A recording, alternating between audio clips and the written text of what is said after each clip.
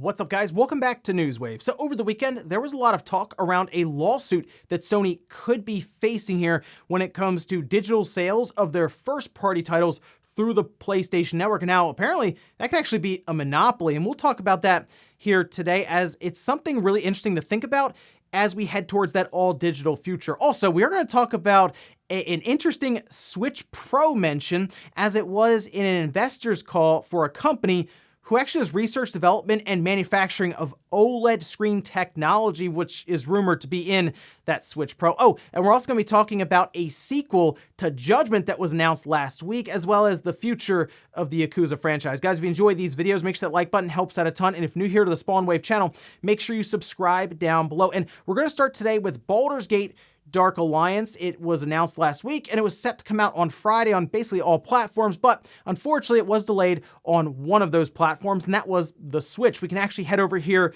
to Twitter. This from Black Isle Studios, where they say, "Hey all, Scott here." Actually, wait, that's not right. "Hey all, due to an unforeseen issue on the Nintendo Switch store, we're going to have to delay the launch for a few days to fix it. We're incredibly sorry about this and we're working hard to remedy this as quickly as possible.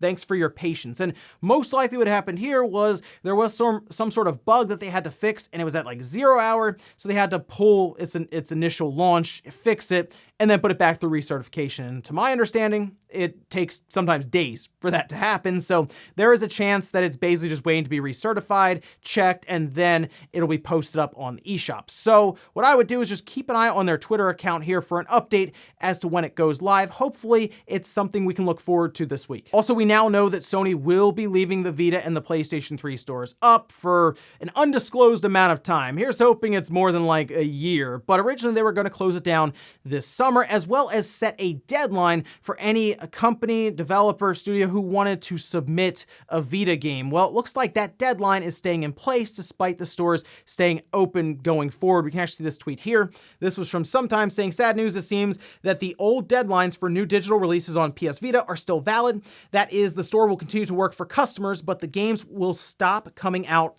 this summer." And Sony, of course, has to set a deadline eventually for them just not taking any more games. But remember, we had talked about this before. They were sending out dev kits like a month or two ago, and they're still keeping that deadline in effect. And it was so, I guess, so close to when that dev kit was sent out that some developers were saying, I don't think we can get this done in time, so we might just have to cancel the release outright. It's just weird that Sony is like, no, we're not extending that at all, but the store will just stay open for potentially a year, maybe 2 years. It seems odd that they wouldn't say, well, we sent you the dev kit a month ago, so we'll at least extend it a couple of months so you can get your game onto the Vita. But at least for now, it looks like they're standing firm on that. Oh, and we had talked about Game Builder Garage when it was announced last week, and I think it's an awesome idea to see that come to the Switch.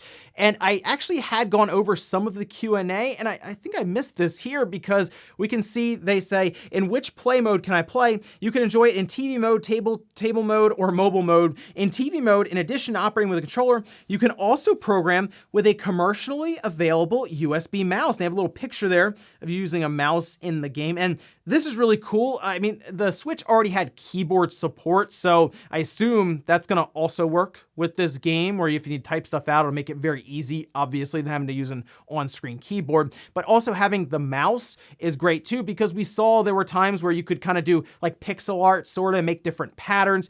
That would have been a pain in TV mode using, I guess, gyro support for that. That would be a point where you take it out, put it in handheld mode, and use some kind of pen, or maybe even your finger, I guess, to kind of draw out the pattern.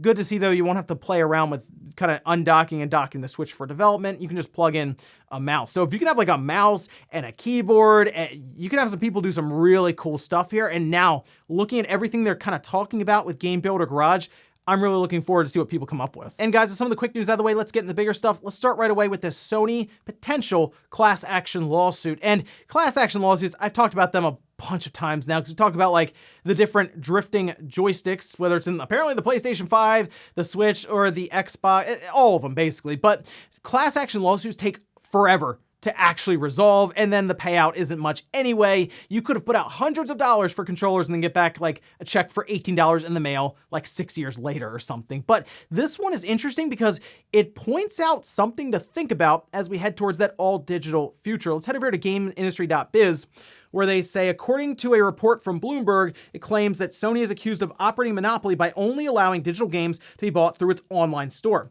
Sony's PlayStation Store has become the only place that players can purchase digital games after Sony stopped allowing third-party retailers to sell download codes 2 years ago. So think about if you go into, say, a Walmart or a Best Buy or something, and you may see cards up next to the games and then like Nintendo section or Xbox section, but then you go over to Sony and they don't have those being for full games that you buy. You scratch off the code and you go punch into the system and then the game starts downloading. Instead, you can just buy like the currency card or I think some DLC, but not the full games themselves from Sony for, say, God of War or Ghost of Tsushima. They go on to say the suit states that consumers may spend up to 175% more to download a game on the PlayStation Store than they would on purchasing a physical copy. This quoted from that class action lawsuit saying Sony's monopoly allows it to charge super competitive prices for digital PlayStation games, which are significantly higher than their physical counterparts sold in a competitive retail market, and significantly higher than they would be in a competitive retail market for digital games. And they say the decision was made in order to align key businesses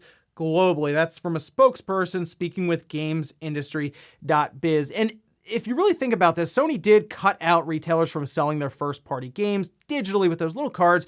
You can still sell it physically, but remember, there is right now a PlayStation 5 on the market that does not accept Blu-ray discs. The only way to buy those first-party games would be from Sony with that PlayStation. Now, I look at this class action lawsuit, and I think it's something that came up too early, which, I mean, hey, maybe they're trying to get out in front of it, but until we get to a point where the systems are just digital, like there's no retailer you can go to and buy a disc from for, say, the $500 PlayStation 5 model, I still think they'll be able to kind of get around this because they can say, look, there is an option. You just have to go buy it physically. Now, they mentioned the 175% upcharge or price change. I assume that's going to be different based on regions. Like in the US, I'll say, oh, this game's $70. I'll see some of you in the comments say $70. I wish it was $70 here. It's like $100 here. So I understand it's different depending on the region you're in. And the big thing that this brings up as we head towards an all digital future is there probably will be a time where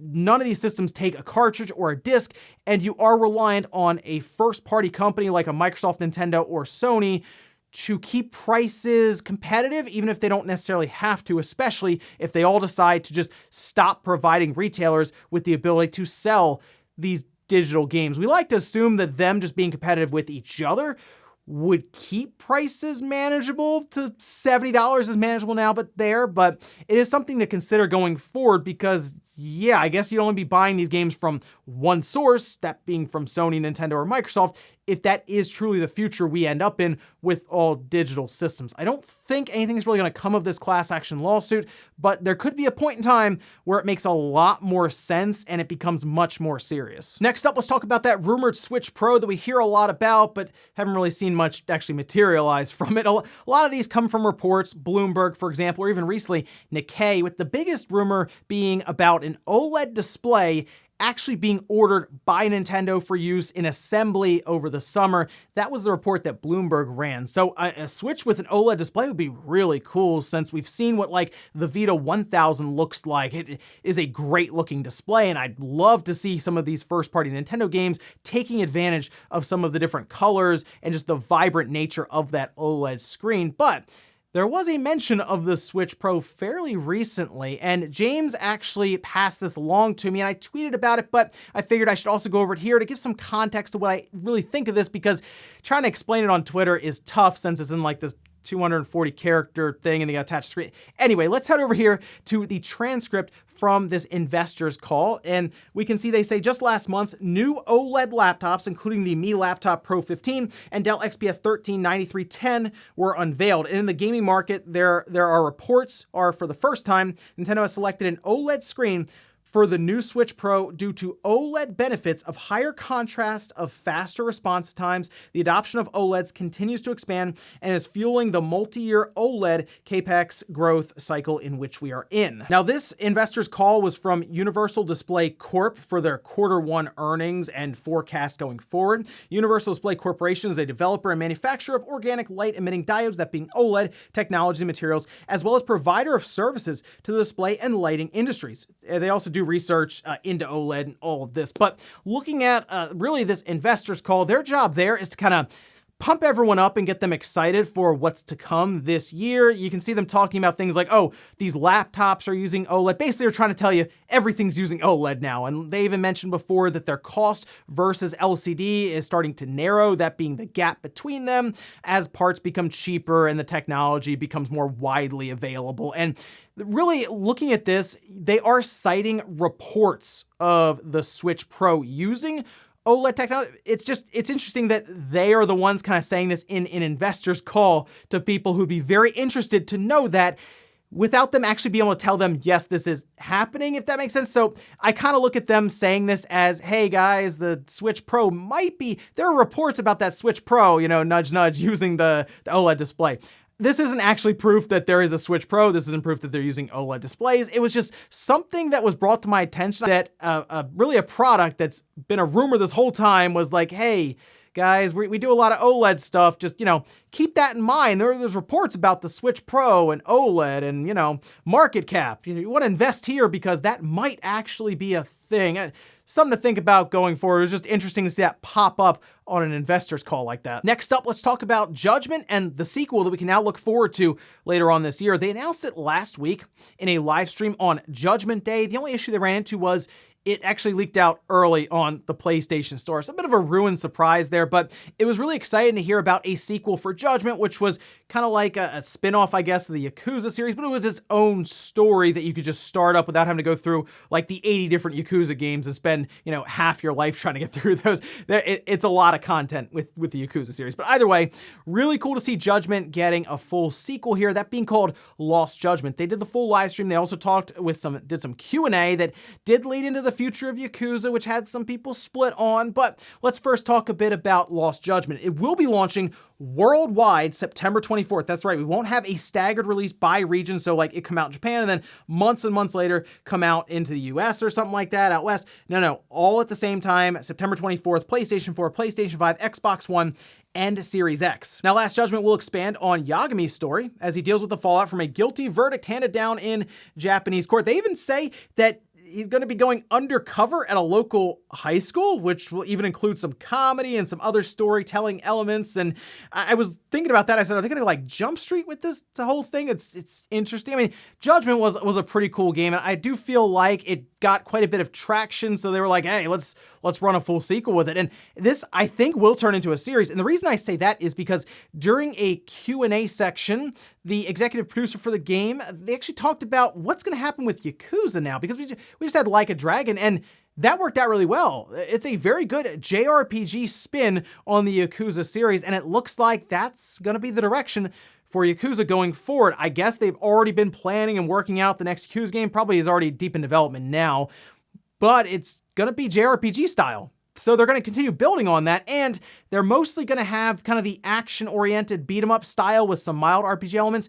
be attached to the Judgment series. And that seemed to split a lot of people because they're like, wait, are we not going to have any more action beat-em-up Yakuza games?